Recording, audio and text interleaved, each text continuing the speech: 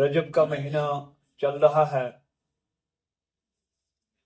اور اس مہینے میں یہ بات مشہور ہے کہ 27 رجب کو رسول اللہ صلی اللہ علیہ وسلم کو معراج کروائی گئی۔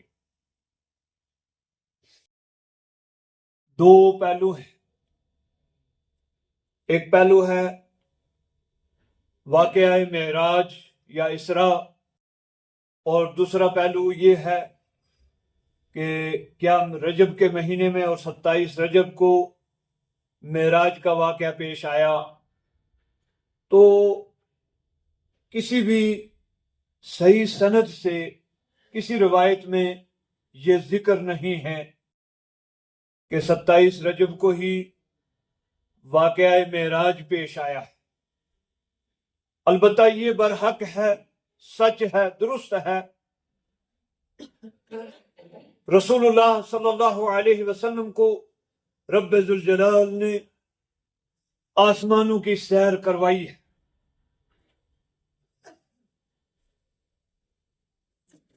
اس آیت کریمہ میں جو سورہ بنی اسرائیل کی شروع کی آیت ہے اور 27 پارے میں سورہ نجم کی چند آیات میں اس واقعے کو تفصیل سے بیان کیا گیا۔ صحابہ کرام کی ایک بڑی تعداد ہے اور تقریباً تمام صحیح کتب میں، بخاری شریف میں، مسلم شریف میں، صحیح ستہ میں یہ تفصیل درج ہے، موجود ہے۔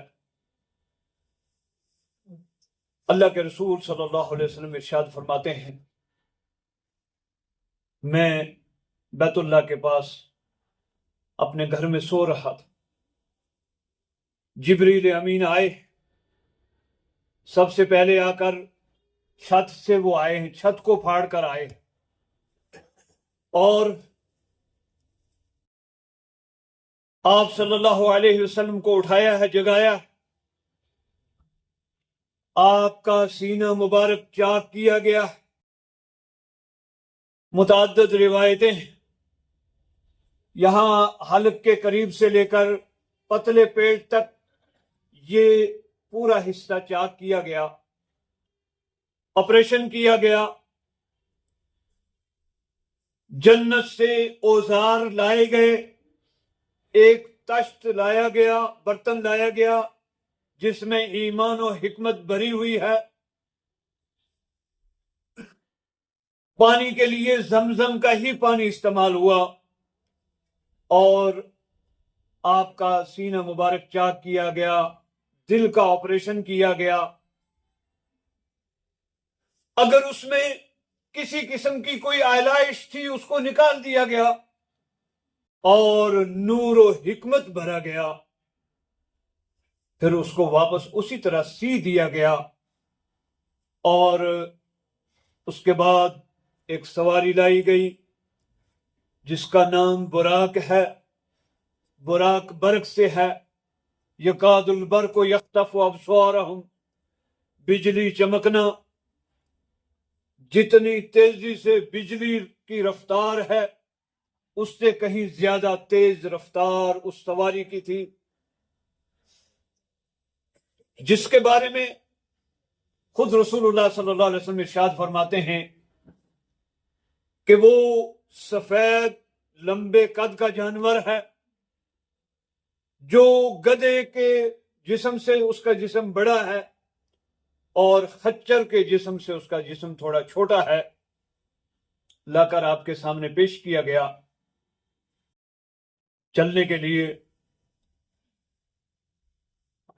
جب آپ صلی اللہ علیہ وسلم اس پر سوار ہونے لگے، وہ جانور بدکنے لگا، جس طرح عام طور پر جانور مستی مناتے ہیں اس طرح گویا وہ انداز اس نے اپنایا۔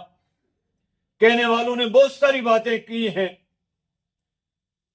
وہ خوشی منا رہا ہے کہ کون سوار ہو رہا ہے، کون سی سواری کا شرف اسے حاصل ہو رہا ہے۔ مختصر جبریل امین نے اس پر ہاتھ رکھا، کہا تجھے پتہ نہیں آج کون سوار ہو رہا ہے؟ انسانی مخلوق میں، اللہ کی مخلوق میں سب سے افضل ترین شخصیت تیرے اوپر سوار ہو رہی ہے۔ وہ جانور رک گیا، حدیث کے الفاظ ہیں پسینہ پسینہ ہو گیا، شرمندہ گویا جس طرح شرمندگی کا اظہار ہوتا ہے، سر جھکا لیا۔ اللہ کے رسول صلی اللہ علیہ وسلم سوار ہوئے۔ آپ ارشاد فرماتے ہیں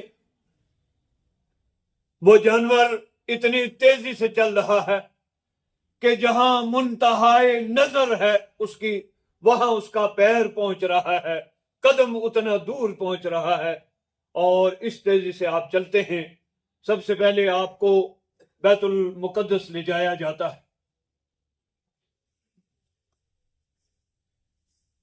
رب کے ہر کام میں حکمتیں ہیں، عظمتیں ہیں، شانیں ہیں، کبریائیاں ہیں، ہمیں سمجھ میں آئے یا نہ آئے۔ رب بہتر جانتا ہے کہ براہ راست مکہ مکرمہ سے اٹھا کر آسمانوں پر لے جانا کیوں نہیں کیا، بلکہ پہلے بیت المقدس کا سفر کیا۔ الذی بارکنا حولہ، وہاں پہنچنے کے بعد اللہ کے رسول صلی اللہ علیہ وسلم فرماتے ہیں اسی حلقے، اسی کنڈے کے ساتھ میں نے اپنی سواری کو باندھ دیا، جس حلقے اور جس کنڈے کے ساتھ تمام انبیاء اور رسل اپنے جانوروں کو باندھتے رہے ہیں، کیونکہ وہ جگہ، وہ سرزمین ایسی سرزمین ہے کہ جہاں کم و بیش 70,000 انبیاء علیہ السلام کے آنے جانے کا تذکرہ ملتا ہے، اور بہت سارے انبیاء اس بیت المقدس میں رہے، اور اس کی لمبی تفصیل ہے، اس میں نہیں جاؤں گا۔ فرمایا وہاں جانور باندھنے کے بعد آپ اندر مسجد میں تشریف لے جاتے ہیں۔ جتنے انبیاء اور رسل رب نے بھیجے ہیں، جن کی تعداد کم و بیش 1,24,000 بیان کی جاتی ہے، وہ سارے انبیاء وہاں موجود ہیں۔ آپ نے اس میں سے 3 اشخاص کے حلیے بھی بیان فرمائے۔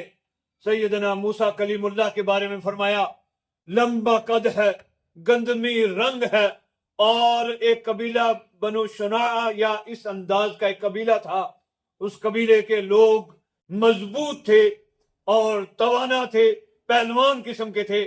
آپ نے فرمایا اس انداز کا جسم تھا حضرت موسیٰ علیہ السلام کا، مکمل داڑھی تھی، گھنے بال ہیں۔ ایک تذکرہ سیدنا حضرت عیسیٰ روح اللہ کا فرمایا ذرا دبلا قد ہے، ان کی تعریف بیان کی، ان کا حلیہ بیان کیا۔ پھر سیدنا ابراہیم خلیل اللہ کا حلیہ بیان فرمایا، اور پھر آپ نے فرمایا کہ حضرت عیسیٰ کے بارے میں، عروہ بن مسعود ثقفی رضی اللہ تعالیٰ عنہ کے بارے میں، کہ ان کی شکل عروہ بن مسعود ثقفی سے ملتی جلتی شکل تھی۔ پھر آپ نے فرمایا حضرت ابراہیم خلیل اللہ کا ذکر فرمایا، اور ابراہیم خلیل اللہ کے بارے میں فرمایا تمہارا ساتھی یعنی خود حضرت محمد رسول اللہ صلی اللہ علیہ وسلم کا حلیہ مبارک، آپ کا جسم مبارک اور آپ کی شکل و صورت ابراہیم خلیل اللہ سے اتنی ملتی جلتی ہے۔ آپ فرماتے ہیں میں دیکھ رہا ہوں کہ ساری ہی خصلتیں، ساری باتیں، ساری شکلیں، سارے انداز، ساری ادائیں مل رہی ہیں حضرت خلیل اللہ سے۔ اللہم صلی علی محمد وعلی آل محمد کما صلیت علی ابراہیم وعلی آل ابراہیم انکا حمید مجید۔ اللہم بارک علی محمد وعلی آل محمد کما بارکت علی ابراہیم وعلی آل ابراہیم انکا حمید مجید۔ پھر آپ نے فرمایا کہ صفیں بنی ہوئی ہیں، اور جبریل امین نے ہاتھ پکڑا، آپ کو آگے بڑھایا، آپ نے 2 رکعت نماز پڑھائی، اور یہ کوئی فرض نماز نہیں تھی، یہ رہتی دنیا تک کے سارے انسانوں کو دکھانا تھا کہ آج کے بعد نبوت چلے گی، رسالت چلے گی، حکم چلے گا، شریعت چلے گی، حضرت محمد رسول اللہ صلی اللہ علیہ وسلم کی چلے گی۔ آج آپ کے پیچھے ہو گئے ہیں سارے انبیاء، اب ابراہیم خلیل اللہ بھی آپ کی اقتداء میں ہیں، موسیٰ کلیم اللہ بھی آپ کی اقتداء میں ہیں، اولو العزم رسول ہیں، سارے کے سارے آپ کی اقتداء میں ہیں۔ اور ایک حدیث ہے، خود آپ نے ایک موقع پر ارشاد فرمایا تھا، انا سید ولد آدم، میں اولاد آدم کا سردار ہوں، ولا فخر، فرمایا فخر کے طور پر نہیں، حقیقت کے طور پر میں بیان کر رہا ہوں۔ اور فرمایا بیدی لواء الحمد یوم القیامہ، ابی آدم ومن دونہم تحت لوائی، فرمایا قیامت کے دن حمد کا جھنڈا میرے ہاتھ میں ہوگا، میرے باپ آدم، آدم کے بعد جتنے آئے وہ سارے کے سارے اس جھنڈے کے نیچے ہوں گے۔ گویا یہ عظمت ہے، یہ شان ہے، یہ مقام ہے، مقام رسالت، اور آپ کی عظمت، آپ کی شان، آپ کا مقام بیان ہو رہا ہے کہ آج کے بعد اگر کوئی امام ہے تو وہ محمد الرسول اللہ ہے، اس لیے کہ یہ امام الانبیاء ہے۔ اور اب قیامت تک، رہتی دنیا تک، جب تک اللہ کی زمین ہے، جب تک آسمان ہے، جب تک شریعت چلے گی، نظام چلے گا، دستور چلے گا، حکم چلے گا، فرمان چلے گا، تو اس ہستی کا چلے گا جس کا نام نامی، اسم گرامی حضرت محمد الرسول اللہ صلی اللہ علیہ وسلم ہے۔ فرمایا نہایت مختصر عرض کروں گا، باہر نکلے تو آپ کے سامنے ایک برتن، دو برتن پیش کیے گئے، ایک برتن میں دودھ ہے اور دوسرے برتن میں شراب ہے، خمر ہے۔ آپ صلی اللہ علیہ وسلم نے دودھ والا برتن اٹھایا، جبریل امین فرماتے ہیں کہ اصبت الفطرہ، آپ فطرت کے مطابق آپ نے کام کیا، آپ کے شایان شان ہی یہی تھا، اگر آپ شراب اٹھا لیتے لغوت امتوں کا، آپ کی ساری امت برباد ہو جاتی۔ آج ہم اگر اپنے سماج میں، معاشرے میں اور دنیا میں عالمی سطح پر بھی یہ بات دیکھیں تو جتنی تباہیاں، جتنی بربادیاں نشے اور نشے کی چیزوں سے ہو رہی ہیں، کتنے گھر اجڑ گئے ہیں، کتنے خاندان برباد ہو گئے، کتنی قومیں بگڑ گئی، تباہ ہو گئی، برباد ہو گئی، اور نہایت نقصان اٹھا رہے ہیں نشے کی بنیاد پر۔ اس لیے رسول اللہ صلی اللہ علیہ وسلم نے اعلان فرمایا، کل مسکرن و مفترن حرام، ہر نشہ پیدا کرنے والی چیز، ہر دماغ میں فطور پیدا کرنے والی چیز حرام ہے۔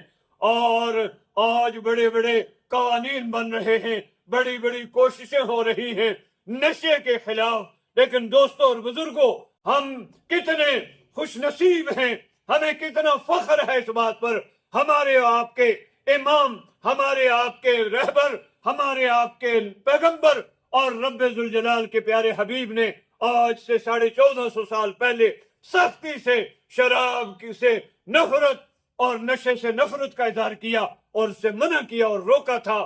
مختصر یہ کہ پھر اس کے بعد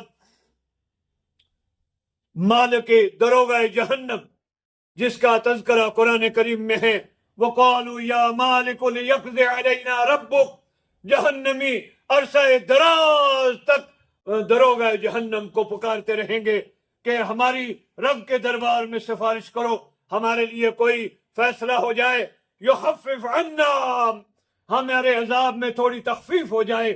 لیکن وہ دروغہ جہنم جواب دے گا، قال انکم ماکثون، رب کے حکم سے یہ جواب دے گا تم ہمیشہ یہاں ہی رہنے والے ہو۔ وہ مالک، وہ دروغہ جہنم وہاں موجود تھا۔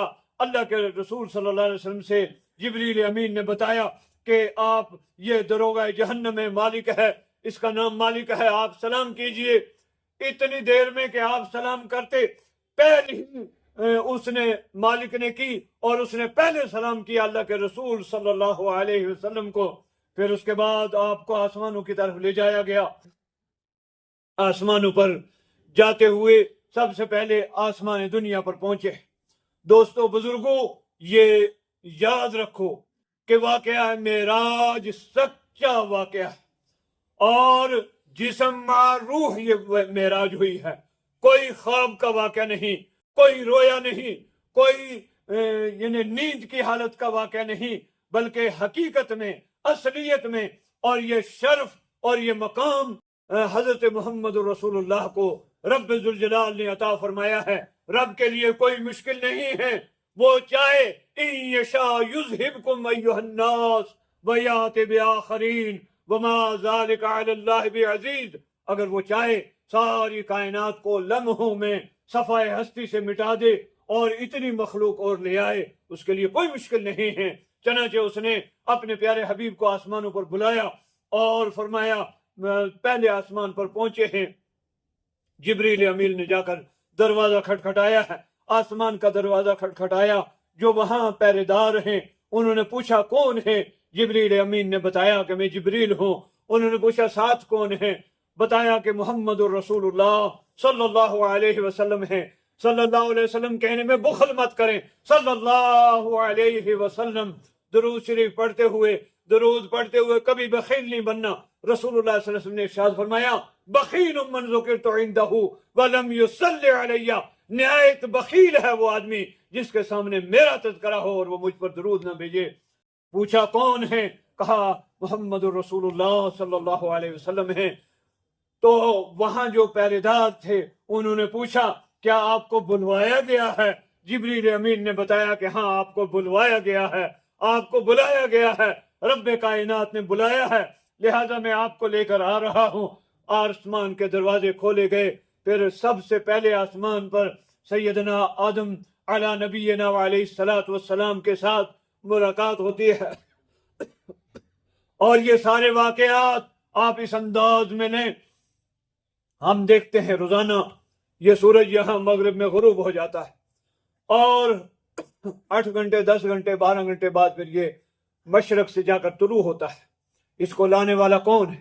اس کو لے جانے والا کون ہے؟ اس کے سامنے کون سی مشکل ہے؟ یہ سارے معاملات اسی ضمن میں آتے ہیں۔ چنانچہ سب سے پہلے آسمان پر حضرت آدم علیہ السلام سے ملاقات ہوئی ہے۔ آدم علیہ السلام نے بھی مرحبا کہا ہے، مرحبا بالابن الصالح والنبی الصالح، کہ میرے پیارے بیٹے اور نیک نبی مرحبا ہو، آپ کا آنا مبارک ہو۔ اس انداز سے ملاقات ہوئی ہے۔ پھر اس کے بعد آگے چلے ہیں، دوسرے آسمان پر پہنچے ہیں۔ دوسرے آسمان کے بھی اسی طرح وہی انداز اپنایا گیا، اسی طرح سوال جواب ہوئے، آسمان کا دروازہ کھولا گیا۔ دوسرے آسمان پر حضرت عیسیٰ علیہ السلام اور حضرت یحییٰ علیہ السلام، یہ 2 پیغمبر ہیں، ان سے ملاقات ہوتی ہے۔ یہ دونوں قریب زمانہ بھی گزرا ہے، قریب رشتہ داری کا بھی زمانہ ہے ان کا۔ اور یہ عیسیٰ علیہ السلام جن کے بارے میں اللہ فرماتا ہے کلمت اللہ اور روح اللہ، اور کتنی فضیلتیں ان کی بیان ہوئی۔ حضرت یحییٰ علیہ السلام کے بھی بڑے فضائل ہیں۔ فرمایا لم نجعل له من قبل سمیہ، اس سے پہلے کسی کا یہ نام نہیں رکھا گیا، وجیہا فی الدنیا، اور فرمایا سیدا و حصورا و نبیا من الصالحین۔ لفظ سید صرف اور صرف قرآن کریم میں حضرت یحییٰ علیہ السلام کے لیے استعمال ہوا ہے۔ یہ اللہ کے برگزیدہ پیغمبر ہیں، ان سے ملاقات ہوتی ہے، یہ بھی دعا سلام کرتے ہیں، مبارک دیتے ہیں۔ پھر اس کے بعد آگے چلتے ہیں، تیسرے آسمان پر پہنچتے ہیں، حضرت یوسف علیہ السلام سے ملاقات ہوتی ہے۔ پھر اس کے بعد وہ بھی مبارکباد دیتے ہیں، گفتگو ہوتی ہے، اوپر چلتے ہیں، آگے چلتے ہیں، چوتھے آسمان پر پہنچتے ہیں۔ حضرت ادریس علیہ السلام کا تذکرہ سورہ مریم میں ہے، وَرَفَعْنَاهُ مَكَانًا عَلِيًّا، اللہ نے ان کو بڑی عزتیں عطا فرمائی ہیں۔ چوتھے آسمان پر حضرت ادریس علیہ السلام سے ملاقات ہوتی ہے۔ اس کے بعد پھر آگے چلتے ہیں، 5ویں آسمان پر پہنچتے ہیں، تو 5ویں آسمان پر حضرت ہارون علیہ السلام سے ملاقات ہوتی ہے۔ وہ دعا سلام مبارکبادیاں یہ ساری چیزیں ہو رہی ہیں۔ پھر آگے چلتے ہیں، 6ٹھے آسمان پر پہنچتے ہیں۔ 6ٹھے آسمان پر حضرت موسیٰ کلیم اللہ سے ملاقات ہوتی ہے، ان سے گفتگو ہوتی ہے۔ اس سے آگے بڑھتے ہیں، 7ویں آسمان پر پہنچتے ہیں، تو 7ویں آسمان پر حضرت ابراہیم خلیل الرحمن علیہ السلام سے ملاقات ہوتی ہے۔ بعض روایات میں یہ ترتیب آگے بھی پیچھے بھی بیان ہوئی ہے، لیکن مختصر اس میں یہ ہے کہ 7 آسمانوں پر 8 انبیاء علیہ السلام سے آپ صلی اللہ علیہ وسلم کی ملاقاتیں ہوتی ہیں۔ پھر اس کے بعد آپ آگے بڑھتے ہیں جہاں سدرۃ المنتہا ہے، اور وہاں تک جہاں تک اللہ تعالیٰ نے چاہا اپنے پیارے حبیب کو سیر کروائی۔ فرمایا بسم اللہ الرحمن الرحیم والنجم اذا ہوا ما ضل صاحبکم وما غوا وما ينطق عن الهوى ان هو الا وحی یوحى علمه شدید القوى ذو مرة فاستوى وهو بالأفق الأعلى ثم دنا فتدلى فكان قاب قوسين أو أدنى فأوحى إلى عبده ما أوحى ما كذب الفؤاد ما رأى أفتمارونه على ما يرى ولقد رآه نزلة أخرى عند سدرة المنتهى عندها جنة المأوى إذ يغشى السدرة ما يغشى ما زاغ البصر وما طغى لقد رأى من آیات ربہ الکبریٰ. یہ آیات جا کر گھر میں ترجمہ قرآن پاک تفسیر قرآن کریم اٹھا کر دیکھ لینا. ان آیات میں یہ ساری کے ساری باتیں رب ذوالجلال نے بیان فرمائی ہیں. میں عرض کروں لفظ عبدیت کا تذکرہ سبحان سب سے پہلے اللہ پاک ہے.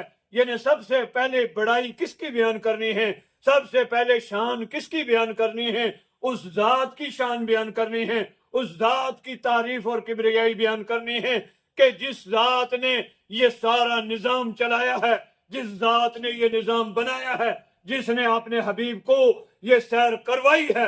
سب سے پہلے حمد کا تعریف کا مستحق کون ہے؟ وہ رب کبریا ہے. سبحان اللہ, الحمدللہ, لا الہ الا اللہ, اللہ اکبر, لا حول ولا قوت الا باللہ العلی العظیم, وَإِلَٰهُكُمْ إِلَٰهٌ وَاحِدٌ لا الہ الا هو الرحمن الرحیم. فرمایا بسم اللہ الرحمن الرحیم, اللہ لا الہ الا هو الحی القیوم. وہ ذات سب سے پہلے اسی کی بڑائی ہے, اسی کی کبریائی ہے. ہم اسی کی شان بیان کرتے ہیں, اسی کی بڑائی بیان کرتے ہیں, اسی کی عظمت بیان کرتے ہیں. لا شریک لہ, اس کا کوئی شریک نہیں ہے. سبحان ہے, پاک ہے, اعلیٰ ہے, عرفہ ہے, بلند ہے, جس نے اپنے پیارے حبیب کو سیر کروائی. سبحان الذی اسری بعبدہ, یہ بڑا پیارا انداز ہے. عبدیت کا تذکرہ بڑے پیارے انداز سے کیا جا رہا ہے. عبد ہی, اپنے بندے کا ذکر ہو رہا ہے. یہ بات ذہن سے نکالنی ہے کہ آپ کسی اور مخلوق سے تعلق رکھتے ہیں. عظمت تو تب ہے, شان تو تب ہے, مقام تو تب ہے کہ انسانی مخلوق میں, بشری مخلوق میں, عبدیت میں سے ہو کر وہ مقام حاصل کریں جہاں ملائکہ نہ پہنچ سکے, نورانی نہ پہنچ سکے, ناری نہ پہنچ سکے, کوئی نہ پہنچ سکے. اس مقام تک آپ تشریف لے جائیں. سبحان الذی اسری بعبدہ. عبدیت اعلیٰ مقام ہے, سب سے عرفہ مقام ہے کہ اللہ کی عبادت کرنے والے, رب کے سامنے سربا سجود ہونے والے, اور اللہ کی مخلوق میں سب سے زیادہ جس نے عبادت کی ہے, اگر کسی نے عبادت کی ہے سب سے زیادہ, تو وہ حضرت محمد الرسول اللہ صلی اللہ علیہ وسلم ہیں. ادب و احترام سے درود شریف پڑھیں. اللہم صلی علی محمد وعلی آل محمد کما صلیت علی ابراہیم وعلی آل ابراہیم انکا حمید مجید. اللہم بارک علی محمد وعلی آل محمد کما بارکت علی ابراہیم وعلی آل ابراہیم انکا حمید مجید.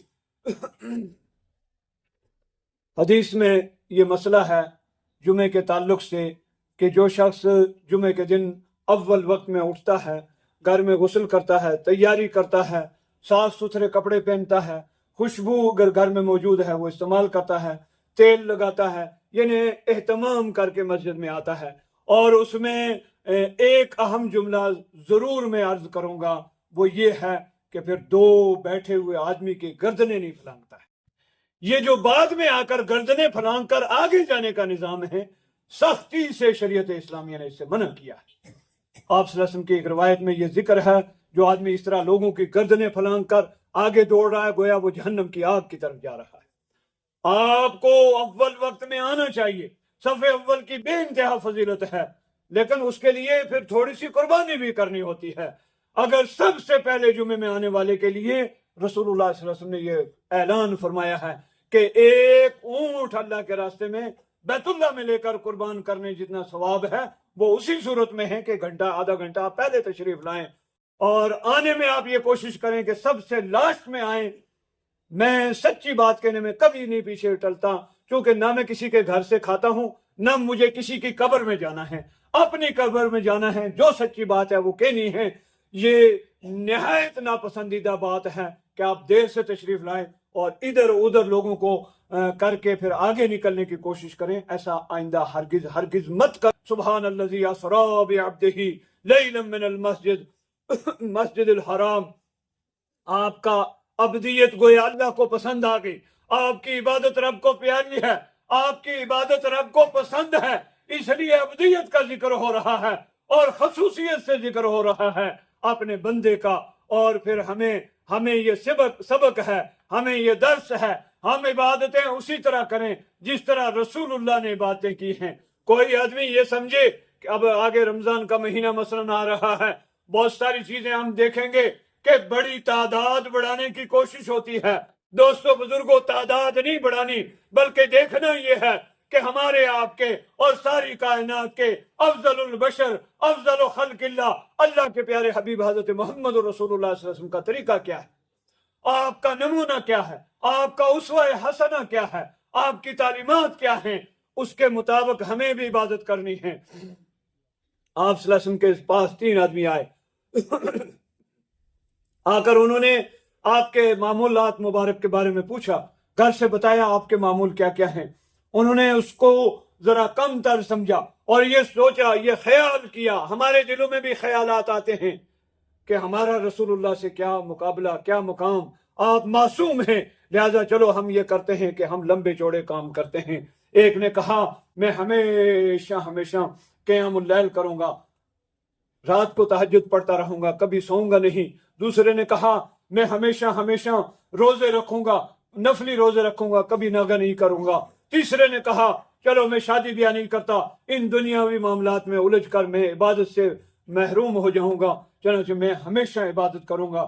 اللہ کے رسول صلی اللہ علیہ وسلم واپس تشریف لائے، آپ کو پتہ چلا فلاں آدمی آئے، یہ بات کہہ کر چلے گئے۔ آپ نے خطبہ ارشاد فرمایا، اس خطبے میں آپ نے یہ ارشاد فرمایا واللہ انی لاتقاکم، اللہ کی قسم میں تم سب سے زیادہ اللہ سے ڈرنے والا ہوں۔ اللہ کا خوف، اللہ کا تقوی، اللہ کی پرہیزگاری اور اللہ کا قرب، اللہ کی رضا، اللہ کی خوشنودی، اللہ کی عبادت مجھ سے بڑھ کر کوئی نہیں کر سکتا۔ پھر آپ نے فرمایا میرا معمول یہ ہے کہ میں اقوم و اصلی و ارقد، میں قیام اللیل بھی کرتا ہوں اور میں سوتا بھی ہوں، پھر میں اصوم و افطر، میں نفلی روزے بھی رکھتا ہوں، میں ناگے بھی کرتا ہوں، واتزوج النساء، اور فرمایا کہ میں نے نکاح بھی کیے ہیں، شادیاں بھی کی ہیں، اور یہ میری سنت ہے۔ پھر آپ نے فرمایا من رغب عن سنتی فلیس منی، جو میری سنت سے اعراض کرے گا اس کو میرا امتی کہلانے کا کوئی حق نہیں ہے۔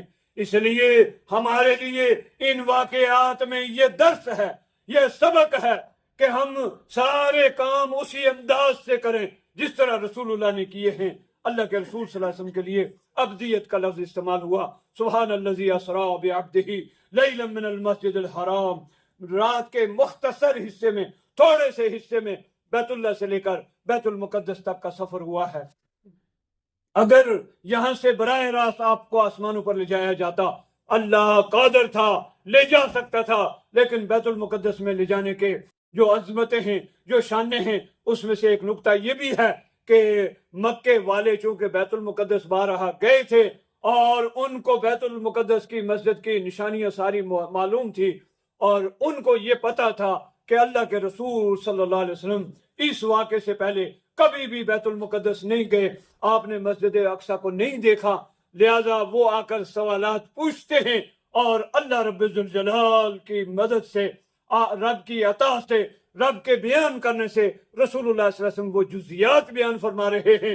مثلا کوئی پوچھے شہر مسجد میں محراب کدھر ہے، درمیان میں ستون کتنے ہیں، دروازے کتنے ہیں، اس طرف کھڑکیاں کتنی ہیں، اس طرف باریاں کتنی ہیں، تو یہ وہی آدمی بتا پائے گا جو دیکھ کر جائے گا، جس نے دیکھا ہوگا۔ چنانچہ وہ باریکیاں، وہ جزیات بیان فرمائی رسول اللہ صلی اللہ علیہ وسلم نے، جس سے یہ معلوم ہوا کہ یہ واقعہ سچا ہے، اور جنہوں نے ماننا تھا انہوں نے تمام تر چیزوں سے ہٹ کر مان لیا، جنہوں نے نہیں ماننا تھا انہوں نے نہیں مانا۔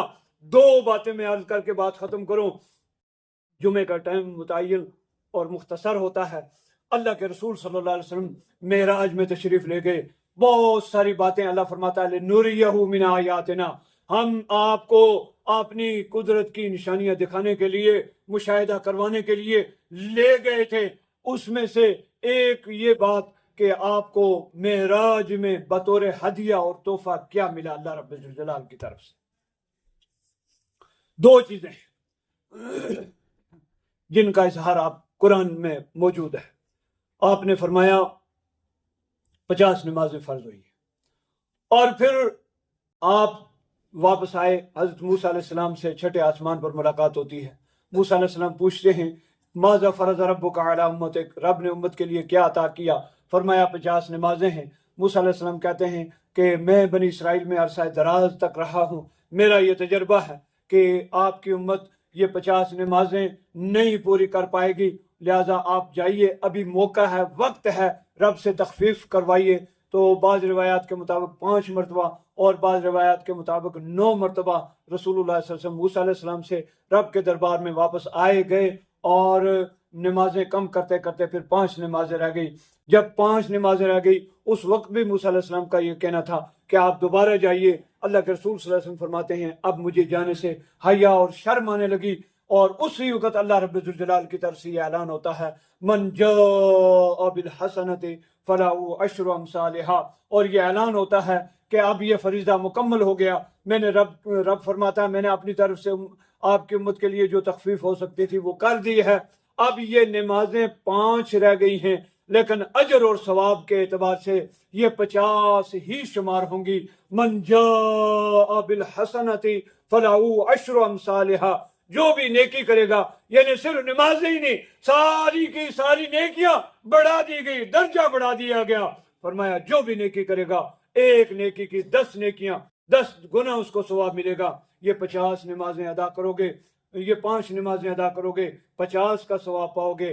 5 میں کوتاہی کرو گے 50 کے گنہگار تصور کیے جاؤ گے. لہذا سب سے بڑا ہدیہ، سب سے بڑا تحفہ جو حضرت محمد رسول اللہ صلی اللہ علیہ وسلم کو رب ذوالجلال کی طرف سے ملا وہ یہ 5 نمازیں ہیں، صلوات 5 ہیں. ہمیں ان کی اہمیت جاننی چاہیے. آج بڑی کوتاہی ہو رہی ہے، بڑی کوتاہی ہو رہی ہے. اس دن ایک آدمی بات کر رہے تھے آپس میں، کہا جی وہ ختم میں کہیں نماز پڑھ لی یا عید کی نماز پڑھ لی، اس کے علاوہ نماز نہیں. یعنی وہ کام کے جن کاموں کا شریعت سے کوئی تعلق ہی نہیں ہے، ان کاموں میں چلو جی نماز پڑھ لی، اس کے علاوہ نماز نہیں. حالانکہ نمازیں 5 ہیں اور ہر دن ہیں اور 5 وقت ہیں اور اوقات کی پابندی کے ساتھ فرض کی گئی ہیں. ان الصلاۃ کانت علی المؤمنین کتابا موقوتا، بے شک نمازیں مومنوں پر وقت کی پابندی کے ساتھ فرض کی گئی ہیں. اس کا احتیاط کرو، اس کا احترام کرو، اس کا اہتمام کرو. یہ نہیں ہے کہ 27 رجب کو ایک رات جاگ لیا جائے اور وہ کام کر لیے جائیں جن کاموں کے کرنے کا نہ اللہ نے حکم دیا ہے، نہ رسول اللہ نے حکم دیا ہے، نہ صحابہ کرام نے کیے ہیں. اپنی مرضی سے چند چیزیں بنا لی جائیں، ان کو کر لیا جائے اور سال سارے کوئی پابندی نہیں، نماز کا اہتمام نہیں، نماز کی قدر نہیں، نماز کی قیمت نہیں، اور نماز کے لیے وہ اصول اور ضوابط اور وہ انداز، وہ طریقہ کار نہ اپنایا جائے. جو انداز بتایا رسول اللہ صلی اللہ علیہ وسلم نے، جو انداز بتایا عرش والے نے، اس کے مطابق نمازیں. پہلا بڑا تحفہ، معراج کا تحفہ یہ نمازیں، اس کا احترام کرو. گویا آپ نے رسول اللہ کی معراج کی خوشی منائی. معراج کی خوشی کس صورت میں کہ ہم نے رب کے سامنے لمبے سجدے کر کے، رات کے تہجد میں اٹھ کر، اہتمام کر کے، نمازیں جماعت کے ساتھ نمازیں ادا کر کے یہ خوشی منانی ہے معراج کی کہ اللہ کے رسول صلی اللہ علیہ وسلم کو معراج ہوا ہے. اور دوستو بزرگوں، کسی فرد بشر کو نہیں ہوا. اور عرش والے نے رسول اللہ کا مقام ان واقعات کے ذریعے اتنا بلند کیا کہ سدرۃ المنتہا تک، جہاں تک آپ پہنچ گئے، سب چیزیں آپ کے پیروں کے نیچے ہیں. 7 آسمان ہیں، 7 زمینیں ہیں، شمس و قمر ہے، ارض و سما ہے، سب کچھ ہیج ہے. سب سے بلند مقام ہے حضرت محمد رسول اللہ صلی اللہ علیہ وسلم کا. دوسری اس معراج کے اس تحفے میں یہ 2 آیتیں ہیں جو سورہ بقرہ کی 2 آخری آیتیں ہیں. آمن الرسول بما انزل الیہ من ربہ والمؤمنون کل آمن باللہ وملائکتہ وکتبہ ورسلہ لا نفرق بین احد من رسلہ وقالوا سمعنا واطعنا غفرانک ربنا والیک المصیر. لا یکلف اللہ نفسا الا وسعها لها ما کسبت وعلیہا ما اکتسبت. ربنا لا تؤاخذنا ان نسینا او اخطأنا ربنا ولا تحمل علينا إصرا كما حملته على الذين من قبلنا ربنا ولا تحملنا ما لا طاقة لنا به واعف عنا واغفر لنا وارحمنا انت مولانا فانصرنا على القوم الكافرین. یہ دو آیتیں ہر ایک کو یاد ہونی چاہیے، رات کو سوتے ٹائم پڑھنا چاہیے. بے شمار فوائد ہیں، وقت نہیں ہے. رب العالمین احکم الحاکمین ہمیں کہنے سننے سے زیادہ عمل کی توفیق عطا فرمائے. رب العالمین احکم الحاکمین ہمیں صحیح معنوں میں کتاب و سنت کے مطابق چلنے کی توفیق عطا فرما. کتاب و سنت پر چلنا آسان فرما. کتاب و سنت کا بول بالا فرما.